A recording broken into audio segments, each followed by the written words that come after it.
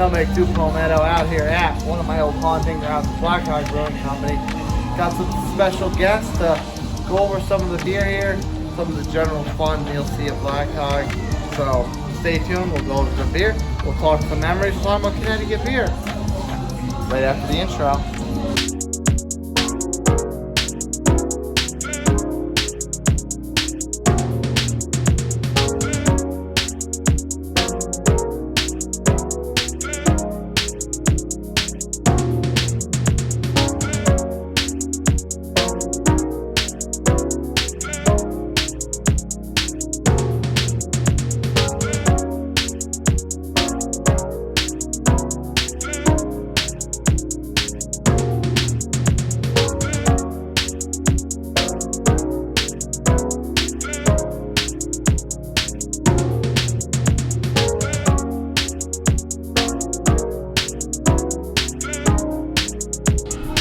In here at Black Hog Brewing Company, one of my favorite stomping grounds from my Connecticut days living up here in the Nutmeg State, with a fellow beer tuber, beer influencer, Corey at Connecticut Vlogs. Yes. Music's blasting a little bit. We sounded good though on my test. Yeah, we're good. We're definitely good. Yeah. So, Black Hog, let's talk Black Hog for a minute. Now, in my experience, this is one of my favorite places to stop by in Connecticut. They do their dark beers the best. The hazies are good, but to me, Black Hog is always about the stouts, the porters, the funky stuff, that sort of thing. What is the Connecticut Vlogs perception of Black Hog Brewing Company? Well, I think you nailed it. If you go onto my channel, I've done a few videos of this place. So this place is really good. I really like this this brewery, and he nailed it. When I think of Black Hog Brewing, I think of their darker beers. So I definitely think their stouts are top tier here in Connecticut. Yes. This wound up becoming a very local staple of mine because I'm originally from Stratford. But I bought my first house I bought was in Shellen, so kind of get into a little bit of a valley scene. Black Hog's in the valley, Oxford's part of the valley. And this was a place to come to that was very local to come to for great beer, because there's a lot of good beer in Connecticut, but some places are like, okay, this is good, but I want something better. Black Hog is always top tier, top of the market, and putting out great product. Yes. As what beers come to your mind immediately as far as a top tier product that Black Hog's put out? Well, I mean, Stumped him. I would definitely say the one that I just tried actually was really good, but also their granola brown ale I feel like is a go-to. Their granola brown ale is really good, so I'm gonna go with that. The flagship. Yeah, their flagship is really good. But I will say I just had their what was it, the gingerbread s'mores stout. That was really good. Well balanced. Yeah, really well balanced. And I believe that's a newer beer from them. So yeah, I would definitely, if you come here, definitely check that one out. But yeah, that and their flagship, their granola brown ale is really good. Yes. I don't want to spend too much time on that beer because we talked about it on your show. Who knows which video is going to drop first? So I don't want to blow up your spot or their spot too much on that. But we do have a couple pints in front of us. So let's go over the beers that we have poured for ourselves. Absolutely. Yeah. So you're the guest. You can go first. You want me to go first? You want to talk about the beer that I got? This is what did you have? Hold on, let me get. Okay. So I got the pumpkin spice creamer latte coffee milk stout. That's what it's called. So it's something that they've done a few times before. Yes, and I've never had it, so that's what's really cool. I saw it posted during the fall, which if you go on my channel, I do a fall series. So this was one that really caught my eye, and I wasn't able to grab it. So I'm really excited to try it right now. Yeah.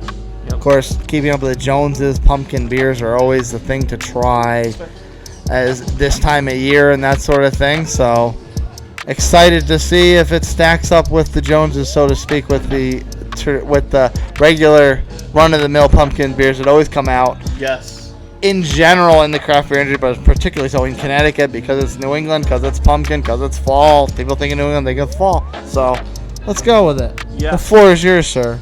Smell, sip, and tell me what you think. All right, let's go with it. So I'm definitely getting a lot of coffee up front with the smell. You know. Coffee style. Okay. Yeah, very lot of coffee. I don't smell a lot of pumpkin at all, actually, to be completely honest. I'm just getting a big coffee scent. That makes me very, very sad. All right, so let's go in for the sip. I like the lacing down the glass. It's like Guinness lacing. Okay, so yeah, there's a pumpkin spice to this actually. You don't smell it, but it's very, very, very faint. It's not strong pumpkin, so which I think is good because you talk to a lot of people about pumpkin beers and they seem turned off by it. So I feel like if you're turned off by pumpkin, you may still like this one because it has slight pumpkin, but it's very, very faint. It doesn't have a big strong pumpkin taste to this.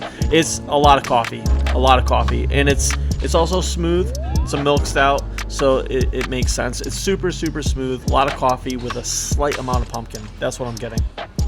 So, if we remove pumpkin from the equation, do you think it has a lot of profile of a traditional milk stout, that sort of thing, as opposed to the pumpkin being the prevailing selling type of brand to it?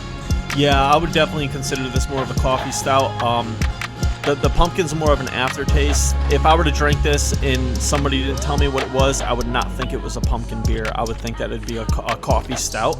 But like I said, because you know that there's coffee into it, you definitely taste it in the aftertaste. So it's not strong on pumpkin. Yeah, I agree with you.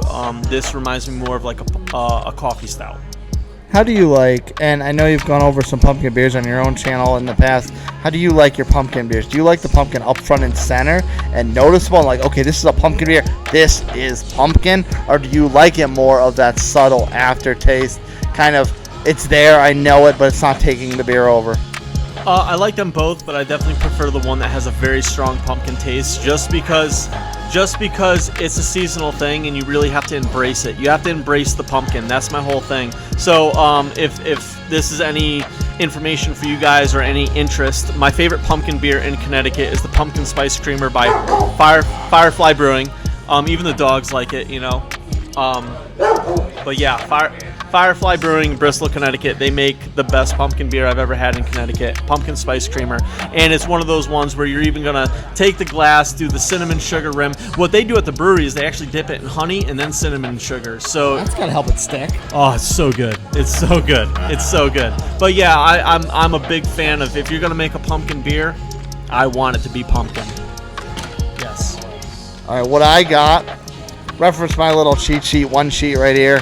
The Black Hog Disco 12.1. That's got to be a version number because it's only 6%. Yeah. 12.1 barrel aged Scooby Snacks.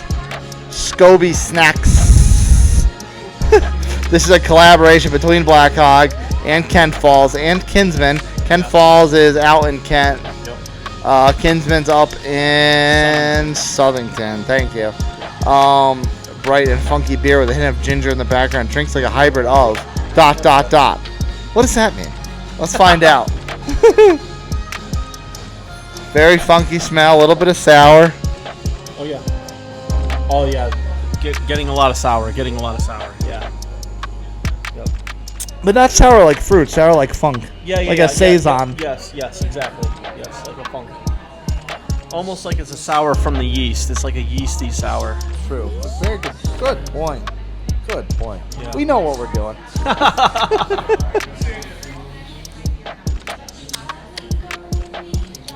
And it has more of a yeasty flavor to it. Yeah.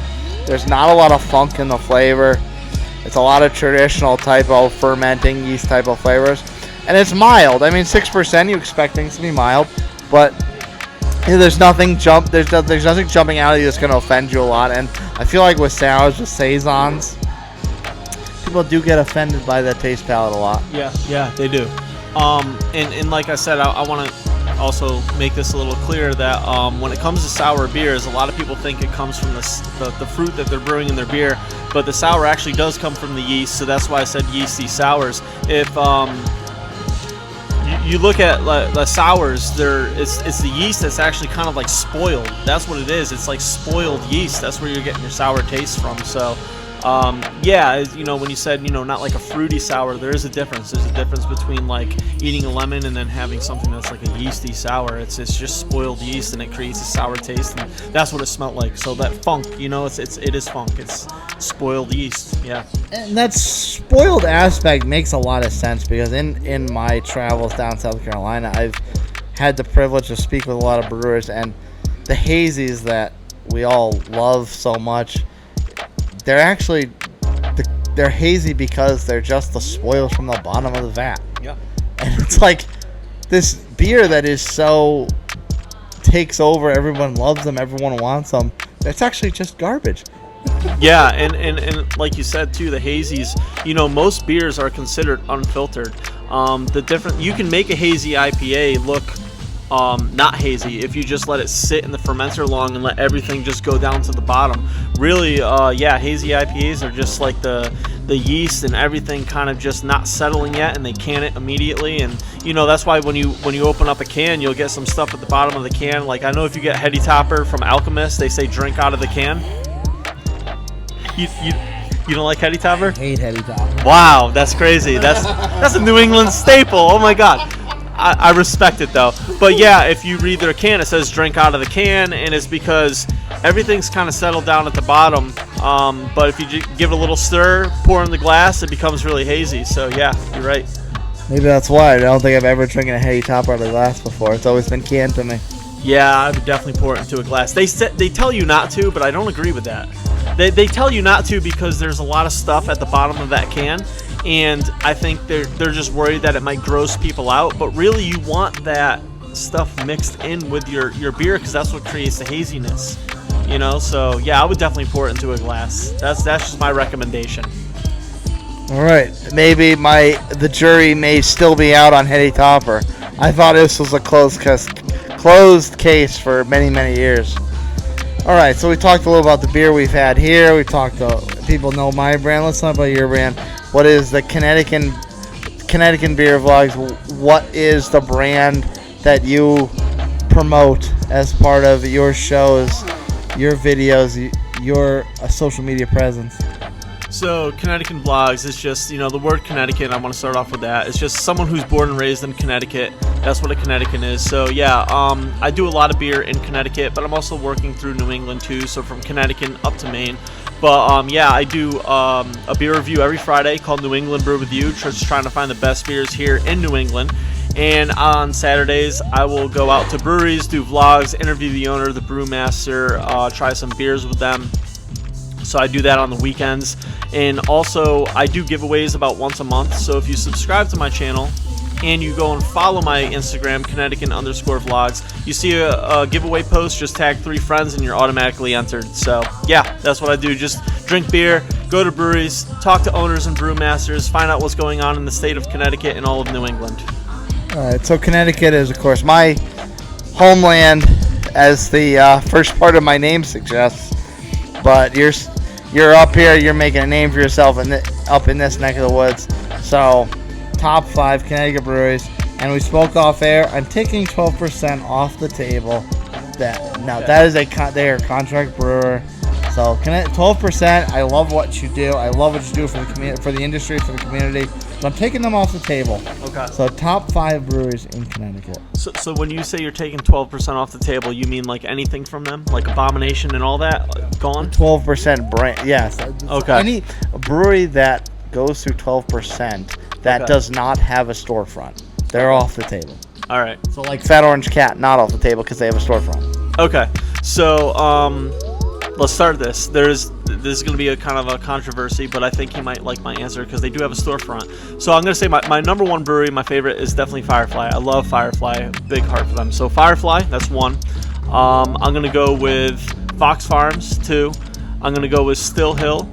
I'm going to go with Cheshire Craft. And for 5, I'm going to go with Tox Brewing. Tox Brewing. Oh, Tox. Tox has always escaped me. Tox has always escaped me, and I want to try their beer so bad. They always escape me as far as trying their stuff. So that was a very heavily 860 presence in that selection. Yeah. Tox Brewing they do work with 12%, but they have a storefront. So you can go to New London and go to Tox Brewing and stuff like that. But they are affiliated with 12%. I know that they do a really good sour that's collabed with Skygazer, and it's made in 12%. It's the Water Lily series. It's some of the best sours I've ever had. It got me into sours. I'm not a big sour guy, but that really got me into sours. But yeah, Tox Brewing in New London. That's where their brewery is. You should definitely go check them out. I'm telling you, some of the best IPAs I've had in Connecticut for sure. We'll make it up to New London, but we'll talk off air.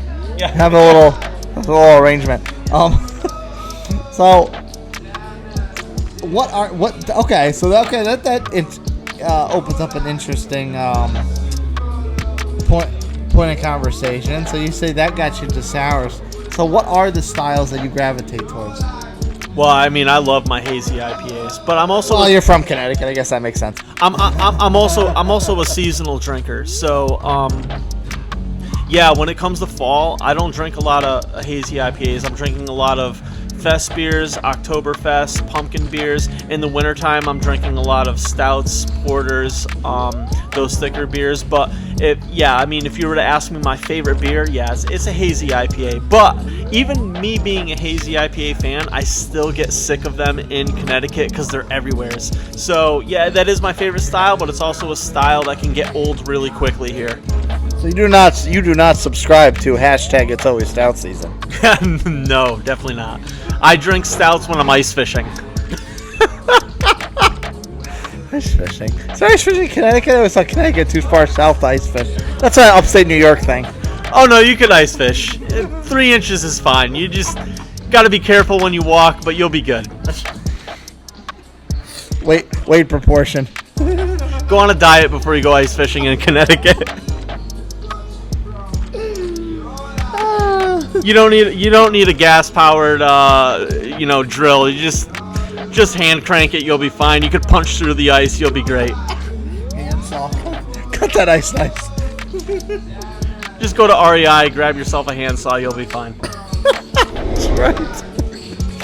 If you like what you saw, smash the like button, subscribe to my channel, hit that notification bell so exactly when these videos drop. If you want the rest of my daily nonsense, follow me on my social media channels, TikTok and Instagram @Nutmeg2Palmetto. Corey, Connecticut Vlogs, you are the guest. Final word is yours, sir.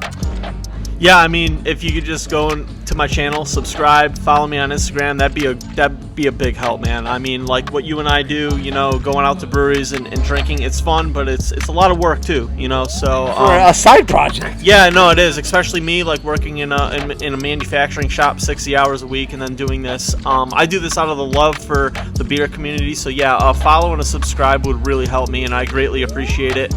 And I'm all about the beer community, so you guys rock, and thank you for watching this video. Woo. We'll flip around. There might be some more places you'll see up on the channel around Connecticut before I head back to the Southland. Corey, thank you for joining me. And Black Hog Brewing Company, great stuff. If you're in Connecticut, make sure you stop here. Hey, thank you for having me, man. I appreciate it. Thank you very much. Definitely. One last cheers. Absolutely. Cheers.